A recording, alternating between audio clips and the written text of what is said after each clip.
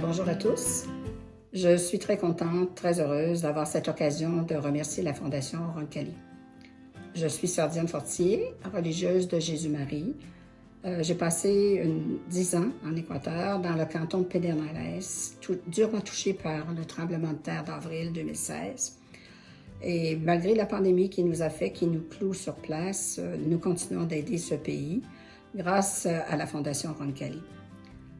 2-3 minutes pour exprimer tout ce que nous devons à la Fondation, c'est très peu.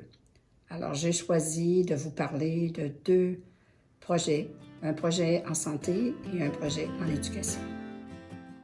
Parmi les projets de santé que nous avons réalisés grâce à la Fondation, il y aurait le projet de salle de bain familiale qui a été un projet qui a fait toute la différence.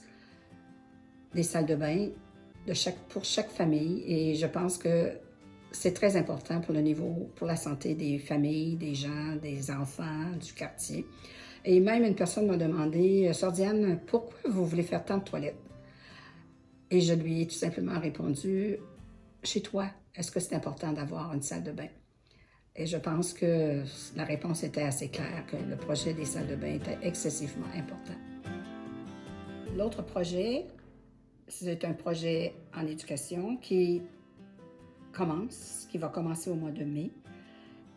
Nous avions une école dans un village, Pueblo Nuevo, qui était vraiment endommagée par le tremblement de terre. Alors, Roncalli a accepté de faire la rénovation de cette école qui va permettre aux enfants du village de réintégrer cette grande école au lieu d'être entassés dans 2 petits locaux de fortune. Alors, il s'agit tout simplement de réparer l'école, de faire en sorte que les murs, les colonnes, etc. soient sécuritaires et que les enfants puissent vraiment continuer leur éducation.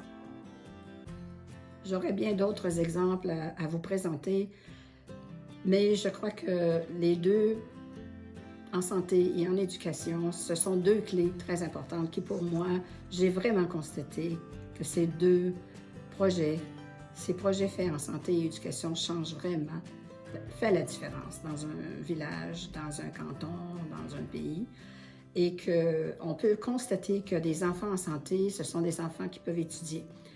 Et des enfants qui peuvent étudier, ce sont des enfants ensuite qui peuvent vraiment participer, collaborer à leur société, à l'amélioration de leur société.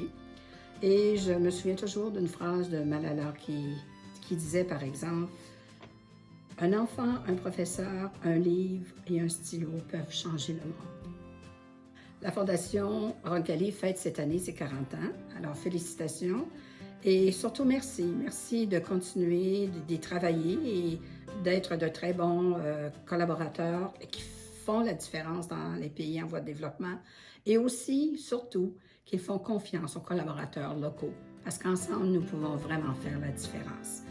Merci beaucoup.